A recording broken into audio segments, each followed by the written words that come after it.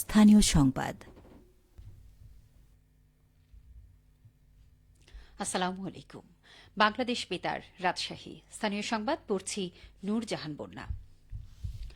রাজশাহী বিশ্ববিদ্যালয় এবং ঔষধ প্রস্তুতকারক প্রতিষ্ঠান ইউনিমেড ইউনিহেলথ ফার্মাসিউটিক্যালস লিমিটেডের মধ্যে সম্প্রতি গবেষণা বিনিময় সংক্রান্ত সমঝোতা স্মারক স্বাক্ষরিত হয়েছে। রাবের পক্ষে ভারপ্রাপ্ত রেজিস্ট্রার প্রফেসর ইফতিখারুল আলম মাসুদ এবং ইউনিমেড ইউনিহেলথ ফার্মাসিউটিক্যালস লিমিটেডের পক্ষে প্রতিষ্ঠানটির চেয়ারম্যান ও managing director M Mosaddek Hossain সমঝোতা স্মারকে স্বাক্ষর করেন। আজ জনসংযোগ দপ্তরের এক বিজ্ঞপ্তিতে এ তথ্য জানানো হয়েছে। এই সমঝোতার ভিত্তিতে বিশ্ববিদ্যালয়টির অ্যাগ্রোনমি অ্যান্ড এগ্রিকালচারাল এক্সটেনশন বিভাগের প্রফেসর আমিনুল হক, ইউনিমেড ইউনিহেলথ ফার্মাসিউটিক্যালস লিমিটেডের উপমহাব্যবস্থাপক মোহাম্মদ আবু জাফর সাদেক এবং বাংলাদেশ ইনস্টিটিউট অব বায়োটেকনোলজির জ্যেষ্ঠ গবেষক ANM ইফতেখার বাংলাদেশে উৎপাদিত হয় এমন অ্যালোভেরা এবং বিদেশ থেকে আমদানিকৃত অ্যালোভেরা এর মধ্যে তুলনামূলক মান বিশ্লেষণ করবেন এবং স্থানীয় উৎপাদনের ক্ষেত্রে প্রয়োজনীয় জৈব প্রযুক্তিগত পরিবর্তন সুপারিশ করবেন।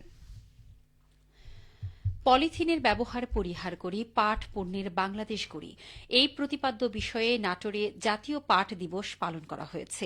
আজ জেলা প্রশাসকের সম্মেলন কক্ষে এ উপলক্ষে আয়োজিত আলোচনা সভায় সভাপতিত্ব করেন জেলা প্রশাসক আসমা শাহীন। সভায় বক্তারা বলেন, পলিথিনের পরিবর্তে পরিবেশ বান্ধব পাটের বহুল ব্যবহার নিশ্চিত করতে সরকার পণ্যে পাটজাত মোড়কের বাধ্যতামূলক আইন প্রণয়ন করেছে। এই আইনে ১৯টি পণ্যে পাটজাত মোড়কের ব্যবহার বাধ্যতামূলক করা হয়েছে। সভায় বক্তব্য রাখেন নাটোরের অতিরিক্ত জেলা প্রশাসক মোহাম্মদ রওশন আলী, পাট অধিদপ্তরের মুখ্য পরিদর্শক মহিউদ্দিন আহমেদ, নাটোর জুট মিলসের ব্যবস্থাপনা পরিচালক শ্যাম সুন্দর আগারওয়াল। এদিকে আমাদের নওগাঁ সংবাদদাতা জানান, নওগাঁয় জাতীয় পাট দিবস উপলক্ষে আলোচনা সভা অনুষ্ঠিত হয়েছে।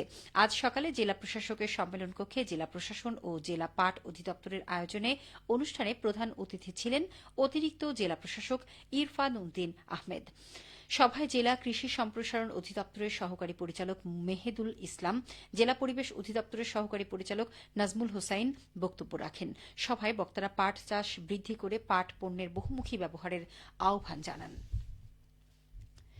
কোরআন শিক্ষার আলো ছড়িয়ে দিতে পাবনা বিজ্ঞান ও প্রযুক্তি বিশ্ববিদ্যালয়ের ৫ শতাধিক সাধারণ শিক্ষার্থীদের মাঝে পবিত্র আল কোরআন বিতরণ করেছে বাংলাদেশ ইসলামী ছাত্র শিবির। ছাত্র শিবিরের পাবনা শহর শাখার উদ্যোগে আজ দুপুরে পাবনা বিজ্ঞান ও প্রযুক্তি বিশ্ববিদ্যালয়ের প্রধান ফটকের সামনের সরকারি টিচার্স ট্রেনিং কলেজ মাঠে এই অনুষ্ঠান অনুষ্ঠিত হয়। অনুষ্ঠানে ঢাকা বিশ্ববিদ্যালয় শাখা ছাত্র শিবিরের সাবেক সভাপতি ও বর্তমান কেন্দ্রীয় প্রকাশনা সম্পাদক আবু সাদিক কায়েম প্রধান অতিথি হিসেবে শিক্ষার্থীদের হাতে এই কোরআন তুলে দেন।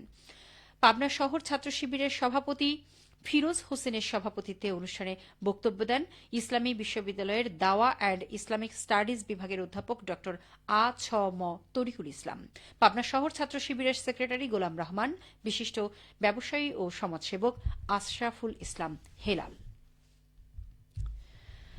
বগুড়ার রাজাবাজারে দ্রব্যমূল্যের পরিস্থিতি নিয়ন্ত্রণ অভিযানে ৩ ব্যবসা প্রতিষ্ঠানকে ৬২,০০০ টাকা জরিমানা করেছে ভোক্তা অধিকার সংরক্ষণ অধিদপ্তর। আজ সকালে শহরের রাজাবাজার এলাকায় অভিযানের নেতৃত্ব দেন জেলা ভোক্তা অধিকার সংরক্ষণ অধিদপ্তরের সহকারী পরিচালক মেহেদি হাসান। অভিযানে ফ্রেশ কোম্পানির ডিলার মেসার্স দেব এন্টারপ্রাইজকে ডিলার পর্যায়ে সরকারি মূল্যের চেয়ে অতিরিক্ত দামে তেল বিক্রি করায় ৫০,০০০ টাকা জরিমানা করা হয়। এছাড়া নিম্নমানের বিট লবণ বিক্রি করায় এক মশলার দোকানকে ১০,০০০ এবং মূল্য তালিকা না থাকায় একটি মুদি দোকান মালিককে ২,০০০ টাকা জরিমানা করে ভোক্তা অধিকার। এ সময় জেলা টাস্কফোর্সের সদস্য, শিক্ষার্থী প্রতিনিধি ও আইন শৃঙ্খলা বাহিনীর সদস্যরা উপস্থিত ছিলেন। খেলার খবর, ক্রিকেট। সিরাজগঞ্জে প্রাইম ব্যাংক জাতীয় স্কুল ক্রিকেট প্রতিযোগিতায় দ্বিতীয় খেলায় বিজয়ী হয়েছে বহুমুখী উচ্চ বিদ্যালয়। আজ শহীদ শামসুদ্দিন স্টেডিয়ামে এই খেলা অনুষ্ঠিত হয়। বাংলাদেশ ক্রিকেট বোর্ডের সহায়তায় সিরাজগঞ্জ জেলা ক্রীড়া সংস্থা আয়োজিত জাতীয় টুর্নামেন্টটির দ্বিতীয় খেলায় অংশগ্রহণ করে সবুজ কানন স্কুল ও বহুমুখী উচ্চ বিদ্যালয়। টসে জিতে সবুজ কানন স্কুল ব্যাটিংয়ে আমন্ত্রণ জানায় বহুমুখী উচ্চ বিদ্যালয়কে। তারা ২১ ওভার ২ বল খেলে ৯ উইকেটের বিনিময়ে সংগ্রহ করে ১১১ রান। জবাবে খেলতে নেমে ২৭ ওভার ৪ বল খেলে ৯৯ সংগ্রহ করে অল আউট হয়ে যায় সবুজ কানন স্কুল। সবশেষে আবহাওয়া। আজ রাজশাহীতে সর্বোচ্চ তাপমাত্রা ছিল 28.9 ডিগ্রি এবং সর্বনিম্ন 12.3 ডিগ্রি সেলসিয়াস। বিকেল 3টায় বাতাসে আপেক্ষিক আর্দ্রতার পরিমাণ ছিল 26%। রাজশাহী ও পার্শ্ববর্তী এলাকায় আজ ইফতার সন্ধে 6টা 13 মিনিটে এবং আগামীকাল সেহরির শেষ সময় ভোর 5টা 2 মিনিটে। সংবাদ শেষ হল। আমাদের পরবর্তী স্থানীয় সংবাদ সন্ধে 7টায়।